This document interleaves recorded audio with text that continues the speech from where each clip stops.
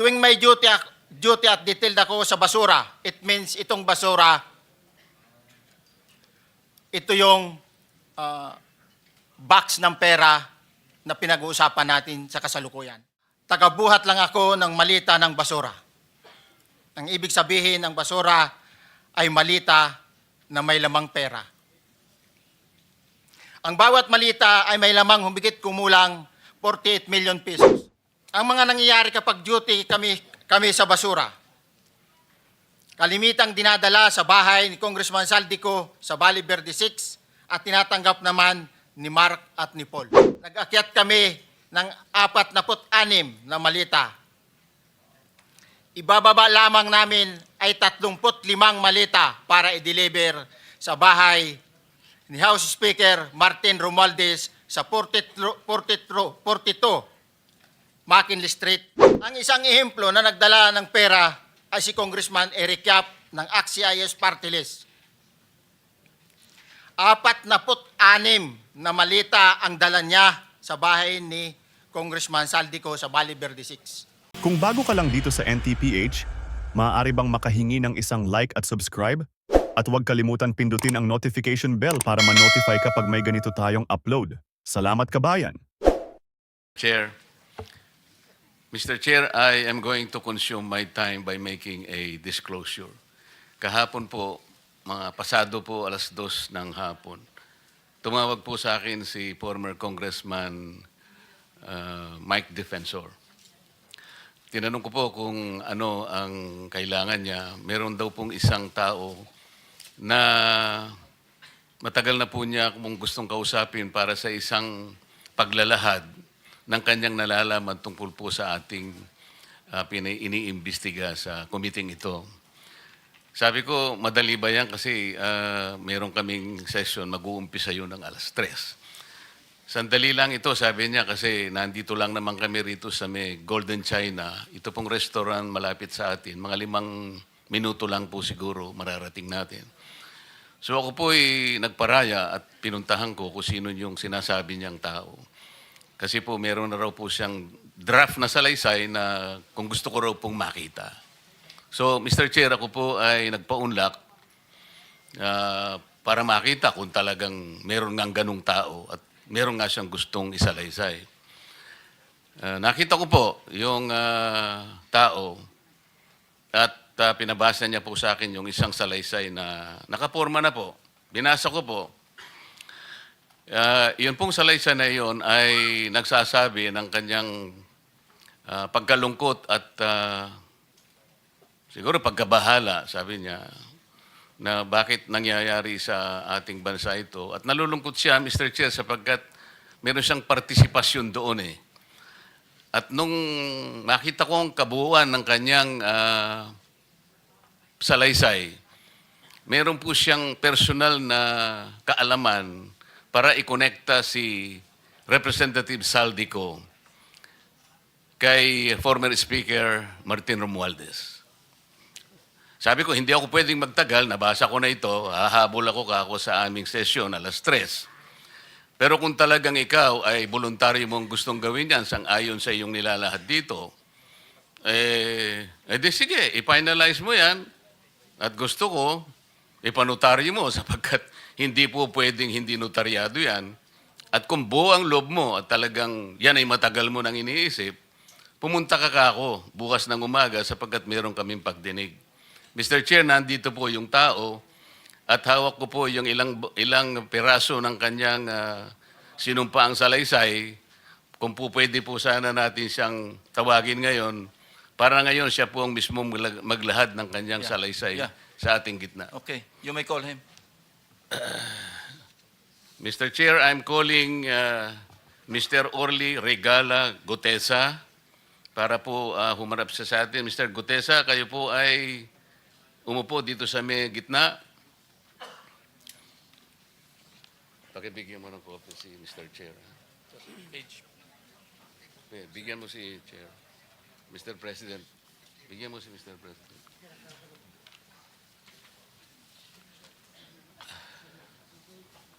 Manatili ka muna nakatayo kasi nunumpa ka.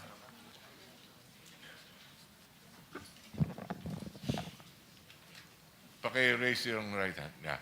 Do you swear or affirm to tell the truth, the whole truth, and nothing but the truth in this proceeding? Yes, sir.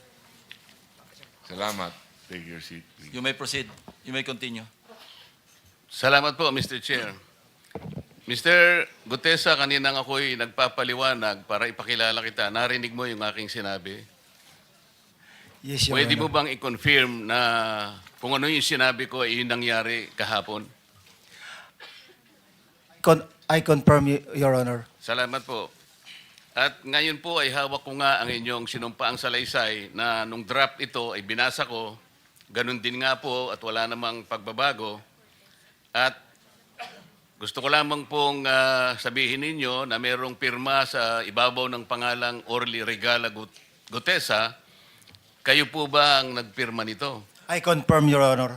At gaya po ng sinabi nyo sa akin kahapon, voluntaryo ninyong ginawa ito at wala namang namilit sa inyo. At katotohanan yan, ako nga po ay ininyayahan nyo para makita ko yung inyong salaysay. Yes, Your Honor. Ito po ay pinanotaryo ninyo. Nakikita ko rin po. Totoo po ba itong notaryong ito? Totoo po, Your Honor. Okay. Ngayon, kayo na po ang magbasa para sa ganun ay marinig po ng buong kapulungan. Pwede po niyong basahin ang inyong salaysay. Maraming salamat, Your Honor. Mr. Chair, can he proceed? You may proceed. Ako po'y nagpapasalamat sa pagkakataong ito.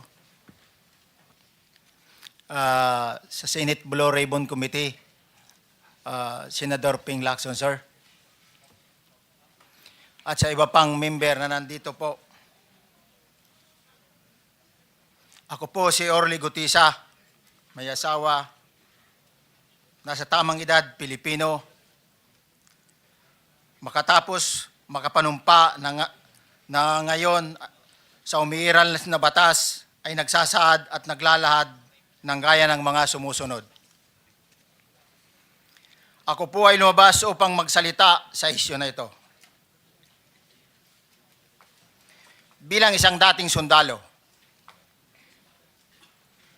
inaalay ko ang aking buhay para sa ating bansa. Sa pagkakataong ito, nagdesisyon akong magsalita at maglabas dahil ayokong maging masama ang kinabukasan ng aking mga anak, apo ko sa darating na panahon. Ayoko pong naririnig ko at napapanood ko sa pagdinig ng Blue Ribbon Committee. At ngayon ko po napagdugtong-dugtong yung naging partisipasyon ko po sa anomalya at korupsyon na ginawa at lumalabas sa hearing na ito. Yung palang pera na binubuhat namin at dinideliver mula sa masamang gawain na nagdulot ng baha na ikinamatay ng tao at imbes na gamitin ang pera sa edukasyon, medikal at programa na mapunta lamang pala sa bulsa ng mga politiko. Mabigat po sa akin magsalita dahil may pamilya ako. 4 ang anak ko, nag-aaral pa. May asawa ako at nangangalaga sa aking mga anak at marami akong kasama sa operasyon na may kinalaman sa ibabahagi ko sa inyo. Nagtatrabaho lang po kami ng mga kasama kong sundalo sa Philippine Marines. Huwag sana isipin na aking mga kasama na nagtatraidor ako. Ako sa aming trabaho at pinagsamahan dahil pare-parehas kaming may pamilya at gusto lang naman naming ayusin ang kinabukasan ng bawat isa. Wala akong iniisip na kapahamakan para sa kanila, bagkos ang gusto ko lang maiayos ang kinabukasan ng bayan at lahat kami. Noong December 5, 2004, na-hire ako bilang security consultant sa Ako Bicol Party List or AKB kay Congressman Saldico. At nasimula ang duty ko kay Congressman Saldico. Bawat umaga, nagre-report ako sa BGC sa Horizon sa Bonifacio Global City kung saan nakatira si Kong Saldico. Tuwing may duty at detailed ako sa basura, it means itong basura,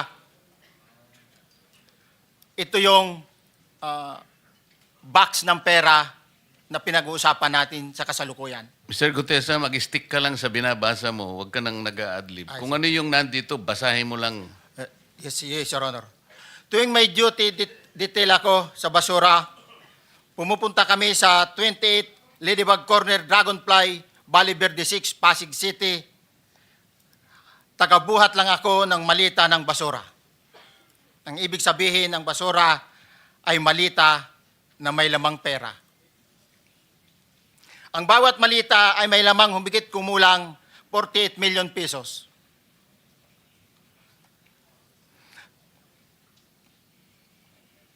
Ang bawat malita ay may post-it na nakadikit na nakasaad kung magkano ang laman ng bawat malita. Tuwing may duty detail sa basura, may pumupunta na tao na magde-deliver ng basura at nire-receive ni John Paul Estrada at Mark Tiksay. Ang mga executive assistant ni Congressman Saldico at sila ang mga detailed sa mga ganyang activities. Ang mga nangyayari kapag duty kami sa basura, kalimitang dinadala sa bahay ni Congressman Saldico sa Valle Verde 6 at tinatanggap naman ni Mark at ni Paul. Pagkatapos naming may baba ang nasabing basura, ipinapasok sa bahay ni Congressman Saldico sa Valle Verde 6 at binibilang ni Mark at ni Paul. Alam ko na ang laman ng malita ay pera sapagkat nakita ko si Paul na binuksan ang malita at inilabas ang laman para bilangin. Ang isang ehemplo na nagdala ng pera ay si Congressman Eric Yap ng AXIS Party List. 46 na malita ang dala niya sa bahay ni Congressman Saldico sa Valle Verde 6. Pagkatapos mabilang, isinakay namin sa mga sakyang patungo sa Horizon Residence sa Taguig. At dumiretso kami sa basement upang may baba ang nasabing basura. Bago ibaba ang nasabing basura, ito, Merong napuputol sa binabasa mo eh. Huwag kang magmadali. Huwag kang magmadali. naputol na, Ulitin mo yung paragraph 20. wala na akong, hindi ko makita na putol na siya.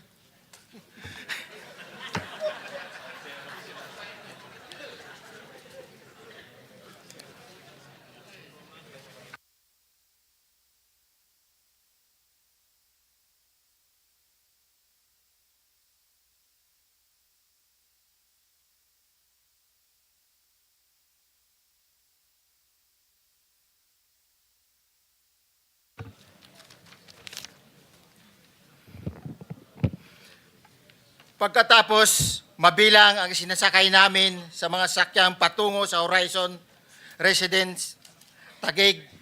Pagdating sa Horizon Residence, dumidiretso kami sa basement upang maibaba ang nasabing basura at dalhin sa unit ni Congressman Saldico sa 56th floor sa nasabing lugar kung saan siya nakatira. Bago ibaba ang nasabing basura, ito ay bawas na.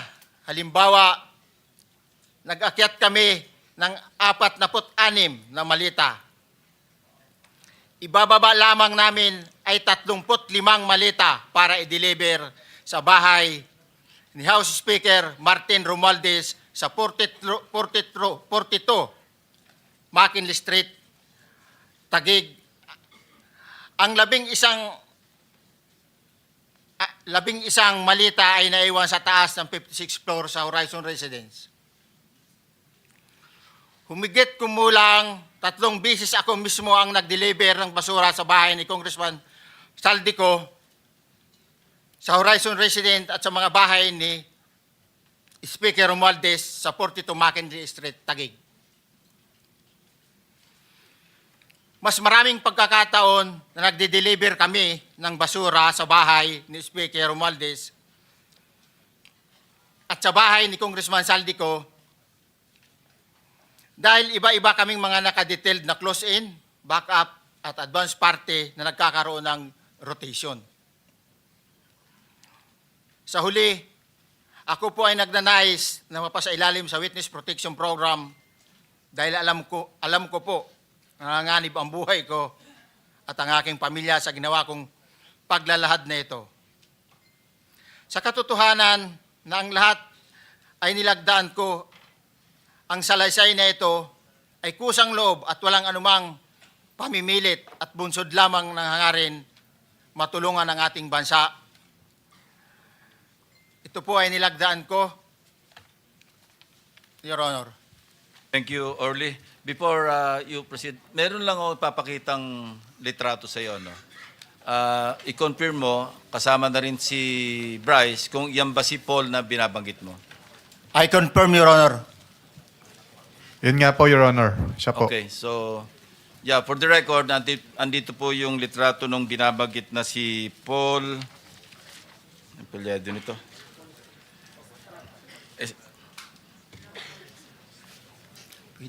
John Paul Estrada, di ba?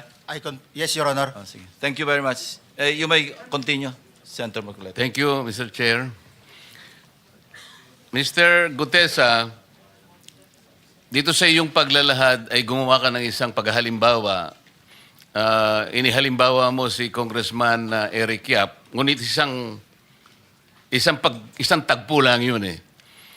Ikaw ay na-hire ni Representative Saldico, sabi mo rito, ay December 5, 2024 pa. Yes, Your Honor. Sa pagkakaalam mo, mga ilang beses kayong gumagawa ng bagay na ito. Ibig sabihin, yung pagdi-deliver ng pera, sa natatandaan mo, gaano kadalas ang pagdi-deliver? Kasi ang ginawa mo kanina ay isang example lang.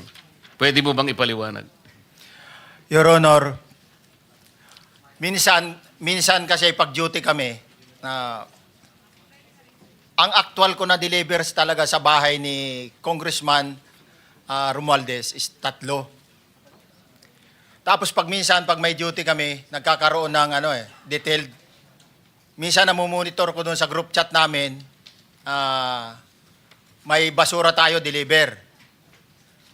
Minsan namumonitor ko siya is 3 times a week ang delivery doon sa Forbes, sa bahay ni Kung Romualdez. Yung pera minsan nanggagaling lang doon sa horizon sa taas, ibinababa. Tapos may detail lang na tao, namumonitor ko naman sa GC namin. Kaya nalalaman ko yung movement ng tropa, kung ano yung sinasabing basura ng delivery. Your So Honor. yung delivery o yung movement ng tropa nagaganap average 3 times a week. 3 times a week, Your Honor. Nagsimula noong December 2024. Yes, Your Honor. Hanggang ngayon ba ay naglilingkod ka pa kay Representative Saldico? Sa kasalukuyan po ay nag-resign po ako noong August 5, itong taon po na ito. So, maliwanag ba ang ibig mong sabihin para sa kapulungan ito ay nag-a-average ng 3 beses sa loob ng isang linggo ang pagdi-deliver ng pera kay Representative Saldico at tuloy-tuloy naman doon sa bahay ni former Speaker Martin Romualdez sa ganong rate, ganong beses, 3 beses sa loob ng isang linggo. Yes, Your Honor. Magmula December 2024 hanggang ikaw ay mag-resign noong August 2025, this year. Yes, Your Honor. Mr. Chair, Senator Marcolita, short Yes. interjection. With the permission of Senator Marcoleta. Thank you, may Mr. proceed. Chair. May maibigay ka ba na pangalan? Kasi ang sinasabi mo lang ngayon, as far as you're concerned, during ikaw ay nagdo-duty, nagro-rotation basis yung duty. So pag wala ka, absent ka, iba ang nagdo-duty, iba rin ang nagtatanggap sa pera at nagdi-deliver. Am I correct?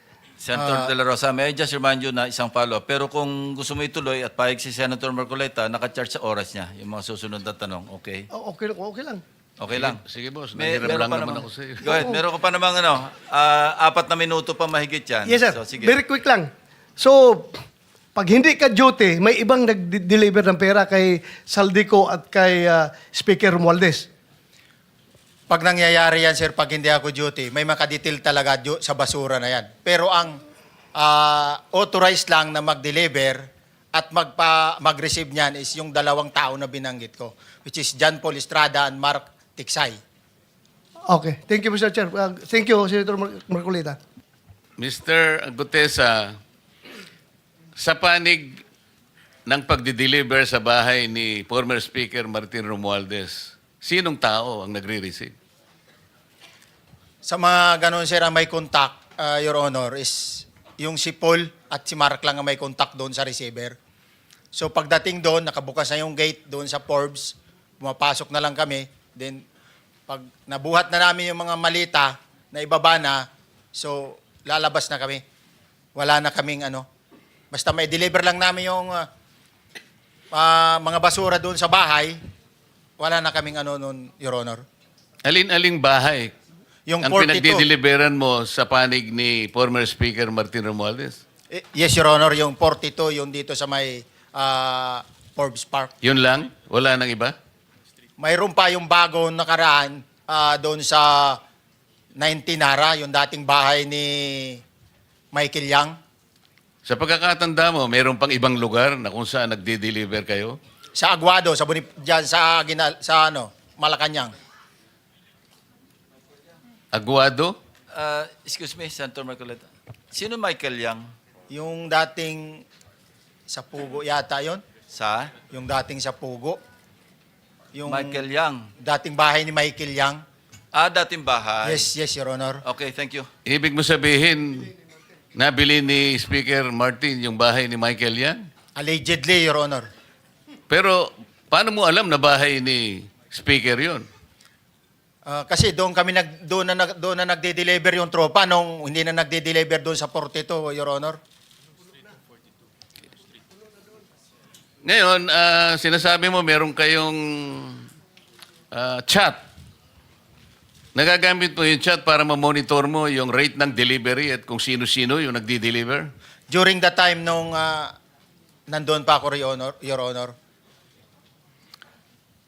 Mr. Chair, salamat po at baka meron po pong Thank you. gustong Yeah, itanong ating may mga kasama. papakita pa ako isang litrato pa, no? Identify mo lang siya.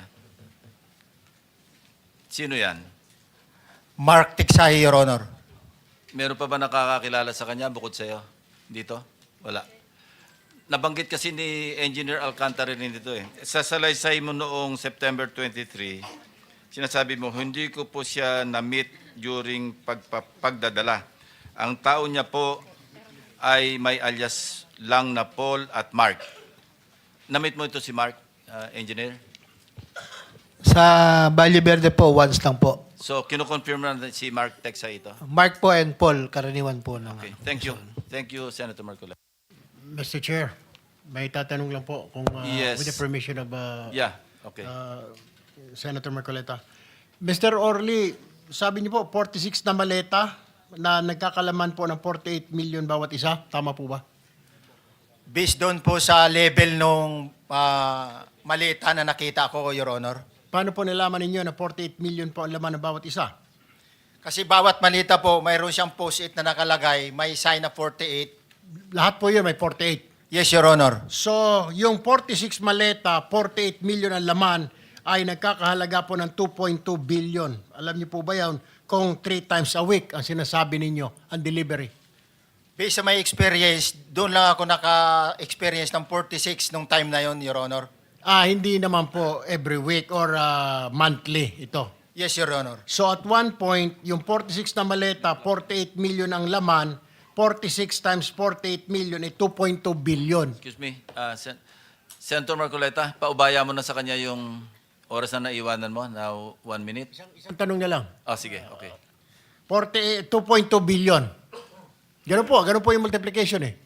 Siguro, Your Honor, yun ang lumalabas. So one time lang po ito. One time lang po, yung time ko lang yan, nung panahon na na-identify ko si Congressman Yap, Your Honor. Alright, maraming salamat po. Thank you. yung paghalimbawa mo, kaya mo ginawa dahil yun ang pinakamalaki. Yes, Your Honor. Pero pangkaraniwan, dahil 3 times a week, mga ilan sa tingin mo yung karaniwang na i-deliver? Ilang maleta? Usually, pag nanggagaling na sa Horizon, na idine-deliver na doon sa Forbes, minsan mayroong 15 or kaya 18 ang malita. Pero yung malalaking malita yon na nagre-rate yung bawat malita, minsan mayroong 48, may 50. Sa mga tweet, Mr. Gutesa, pangkaraniwan, 15 to... 15 to, ano Your Honor? Yun ang average, pangkaraniwan. Yes, Your Honor. Yung nabanggit mong nabigla ka sapagkat malaki, 48, yun lang kay Congressman Eric Yap. Yes, Your Honor. Yun ang time na nakita ko talaga in ano yung ganung kabalk Okay. yung balita na yun, Your Okay. Honor. Mr. Chair, payagan nyo sana akong magtanong lang ng isang tanong kay Mr. Diskaya. Mr. Diskaya, naalala mo, nagkaroon ka ng supplemental affidavit na binasa mo dito. Medyo mahaba pa nga di ba? Naalala mo yung nakaraan? Ito yung